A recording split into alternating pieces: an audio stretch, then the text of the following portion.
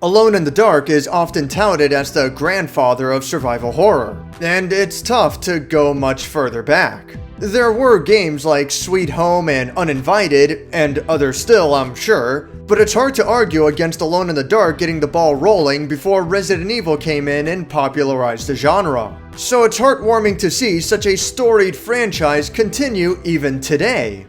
Now give me my stone!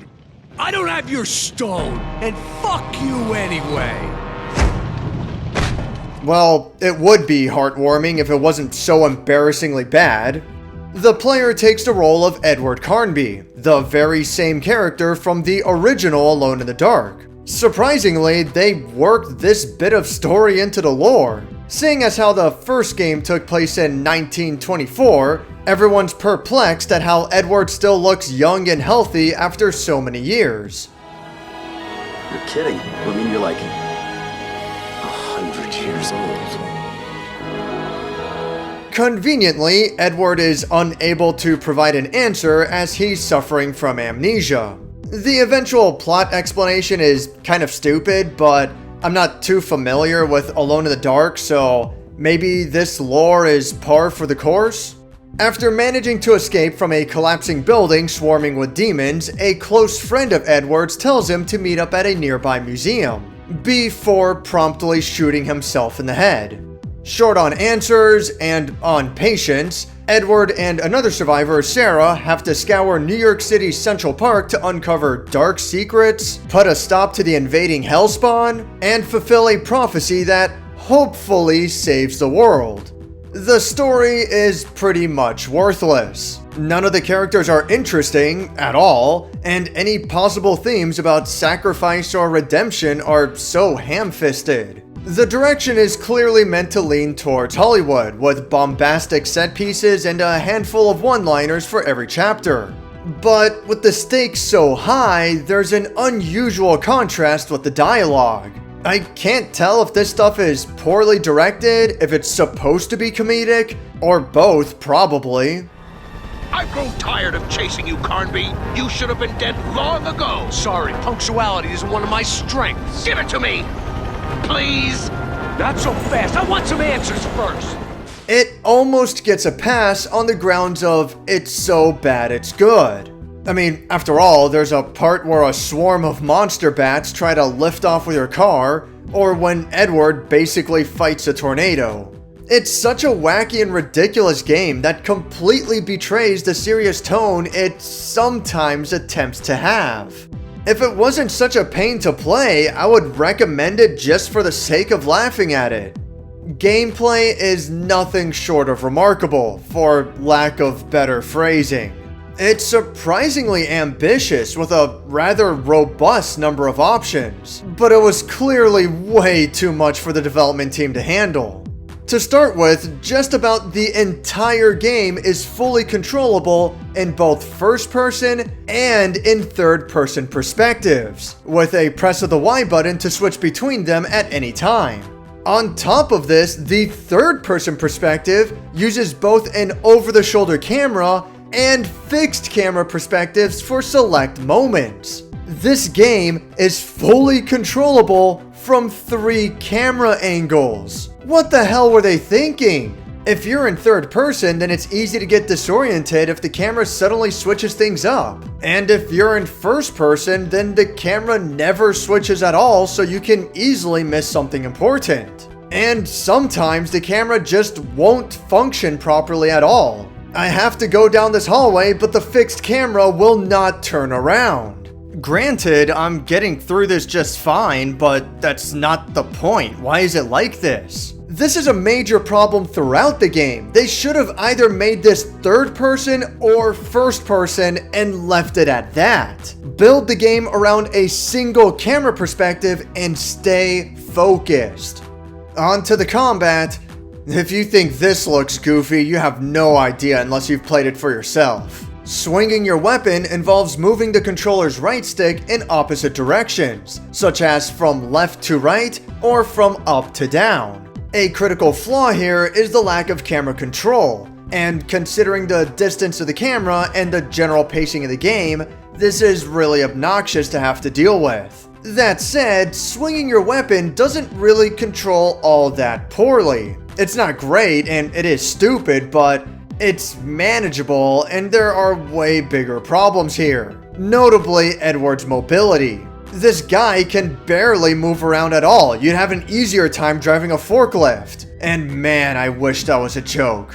Normally, Edward can do a 180-degree turn, but for whatever reason, this is not allowed if he's holding a melee weapon. And even when he's not, it's very finicky. It just doesn't work sometimes. It's so strange and difficult to explain. It's like he's not very responsive and he's so sluggish in everything he does. I'm not asking for a deep combat system, and I understand that it's not necessarily the focus here, but it shouldn't control this poorly either. At the very least, don't have platforming with these controls, please. Maybe I'm an idiot, but jumping from a swinging rope was always a hassle for me. I never got it in this game. Using most melee weapons is restricted to third person, and shooting your gun is only available in first person. It's pretty unsatisfying since you have to rely on the game's auto-aim to place your shots, and even then, it still finds ways to screw you over. In this part, I can't aim my gun high enough to shoot these bugs unless I'm also climbing on the rope. As soon as I grab the rope, the bugs shoot me and I fall down. And then I have to manually blink to remove the poison from my eyes. Yes, believe it or not, blinking manually is a mechanic in this game. And then I get to try climbing on the rope again. It makes me feel like an idiot. Why can't I just shoot most of the bugs before climbing the rope in the first place? One of the main aspects with Alone in the Dark is using and combining items. Pressing down on the D-pad will open Edward's jacket and reveal his inventory. Batteries can be replaced in your flashlight, double-sided tape can be applied to bottles of gasoline to create sticky bombs, and alcohol can be poured onto bullets to light them on fire. I'm pretty sure that's not how that works, but alright then. Anyway, there's a pretty good amount of stuff that can be done with this, and although you'll most often do the same two things, either throw an explosive bottle and shoot it in midair, or use an aerosol can with a lighter for a flamethrower, but still, it's really cool how well the inventory comes together. But there are a couple of major problems that ruin it. The game does not pause while you're going through your jacket. Thankfully, the enemy is less aggressive while you're doing so, but that doesn't mean it gets a pass. Going through your inventory is a little bit cumbersome, and some combinations are only one way. For example, you can combine the tape with a bottle, but not a bottle with the tape. And when you're in the middle of a battle, that's not something you want to wrestle with.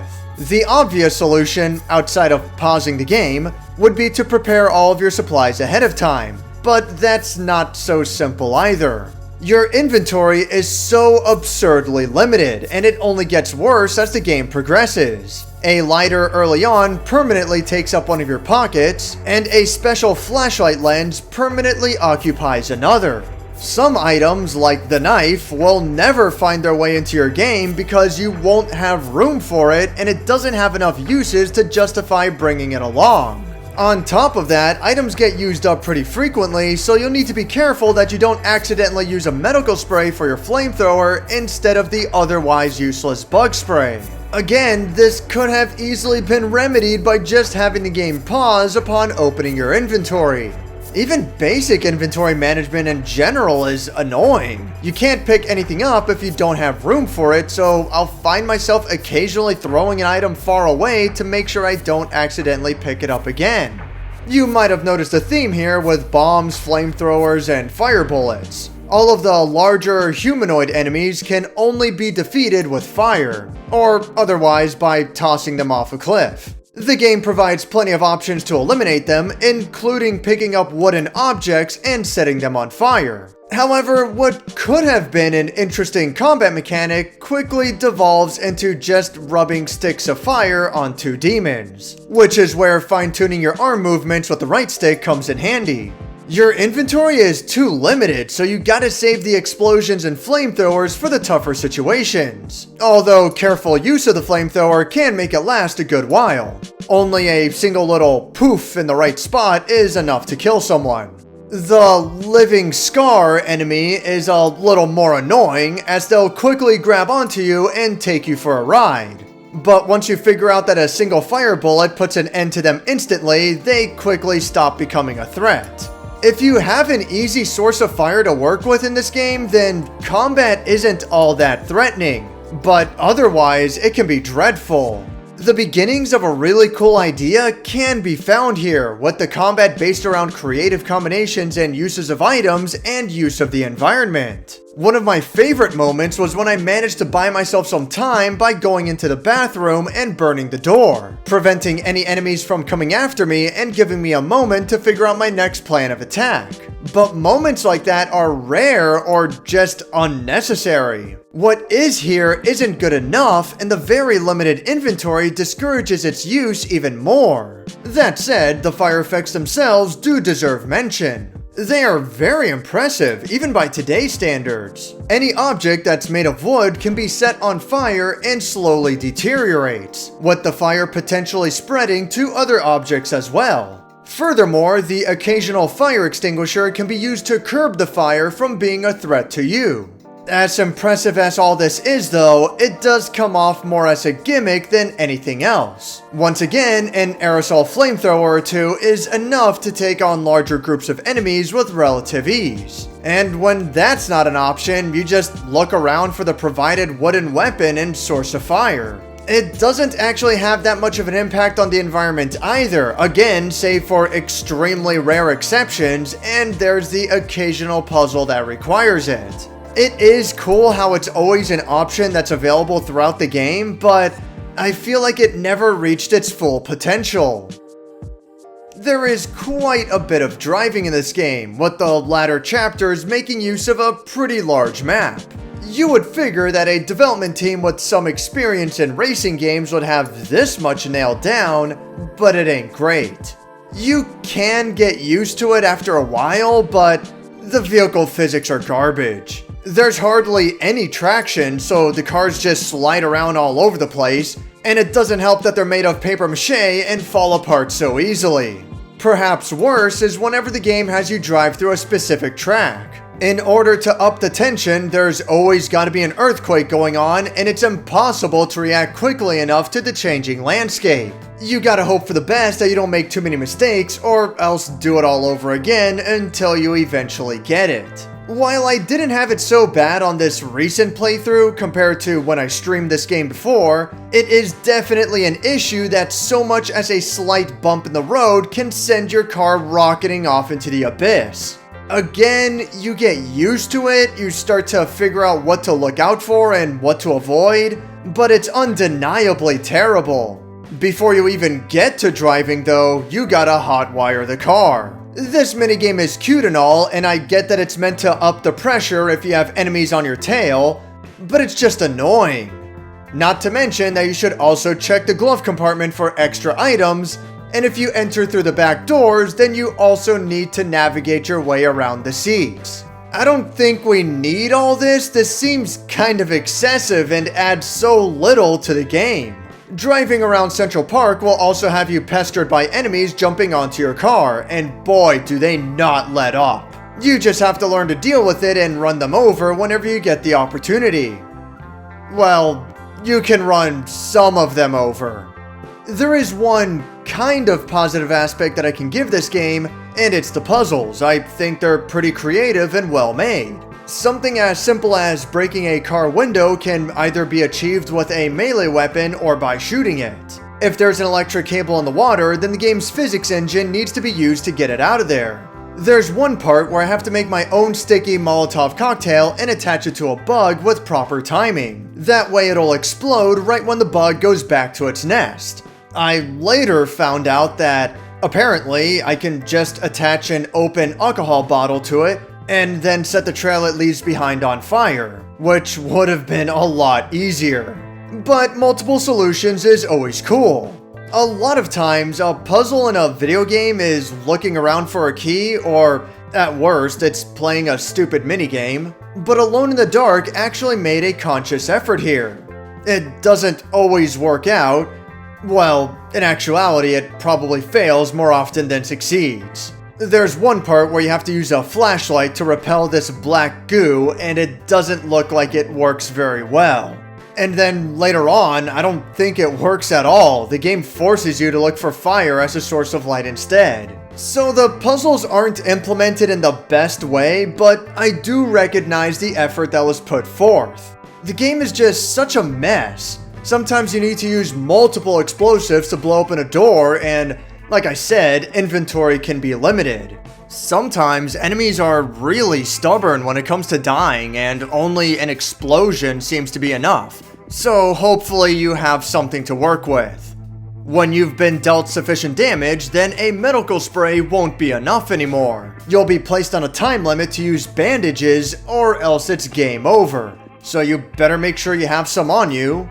Then there's the A button. Picking up items, interacting with the environment, and turning your flashlight on or off are all handled by a single button. To add insult to injury, you also hold down the A button to run. Yeah, that's not going to be a problem. Let's map every context-sensitive action to a single button on top of giving it more to do. You know what? I really cannot explain this game. You have to play it for yourself, if you dare.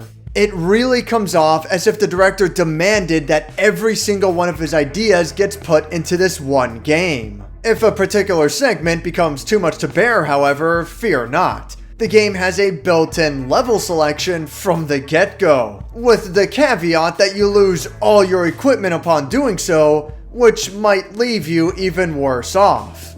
You can skip to any individual section at any time, accompanied by a handy recap of anything you might have missed. Previously on Alone in the Dark. My God. Who the hell am I?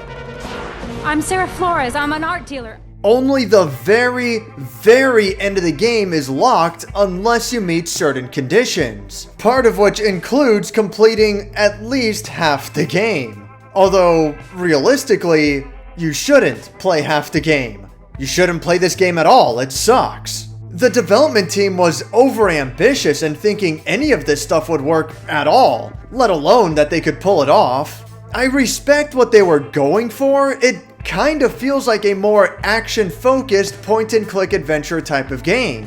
And I think it can be argued that that's very much what the original Alone in the Dark was going for as well. The final product here, unfortunately, is a legendarily bad game. A stupid story, poor controls, a bunch of wonky driving, and more. The puzzles can be inconsistent at times, the fire effects are really nice, but that's not nearly enough. I mean, it's not the worst game I've played, not by a wide margin, but it's not for lack of trying. I think it's a great example of what not to do in game design. Scale your project realistically and remove features that you are not confident in. Because, more than anything, that's what kills Alone in the Dark here. Thanks for watching my review on Alone in the Dark. And a special thanks to One Doomed Game Critic for providing footage from his review of the original Alone in the Dark. I think this is going to be my last review for a good while, but I hope to return sometime next year. As always, I'll keep streaming on Tuesday nights because those are easy enough for me to keep up with. Until then, take care.